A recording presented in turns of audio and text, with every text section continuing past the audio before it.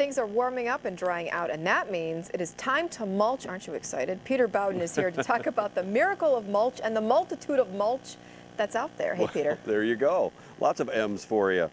Well, it is that time of year. Amazing what difference a week makes. Last week, I had standing water in the back of this garden, and on Saturday, I had to wear my gloves to mow the lawn at home because it was so cold. And here we are. Things are drying out nicely, so we want to try and conserve this moisture and also improve the look of our gardens, and we do that with mulch. And there are a multitude of mulches available, mostly because of the differences in personal taste. Here's a couple. These are pine bark mulches.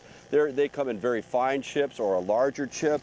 Then for a really large chip, we've got these. They're called California-style Yosemite chunks, and you can see they're beautiful, large red chunks. Rest assured, they don't really come from Yosemite National Park. They're actually from the Carolinas, but they're a very, very nice, large type of a chunk. I myself tend to prefer the finer mulches like this. This is cypress mulch, a very blonde look. Again, if you like a lighter colored mulch, cypress mulch might be for you. Being cypress, of course, it lasts for a long time. The wood lasts very well in the moist areas, so very good choice. Then we get into the cedar mulch, which have to be my favorite for a variety of reasons. And they're coming out with them in colors. Here's one, it's called Midnight Black, a very dark mulch. And we've all seen this bright red mulch. It's treated with iron oxide or rust, which you can tell from the color. And then there's just natural cedar mulch, which is what I like. Very easy to use, very inexpensive. Now, using the mulches, you want to make sure certainly 4 inches of mulch will suppress weeds, but not entirely. So you want to make sure in permanently planted areas that you use a good fabric like this. It'll let the water through but suppress the weeds.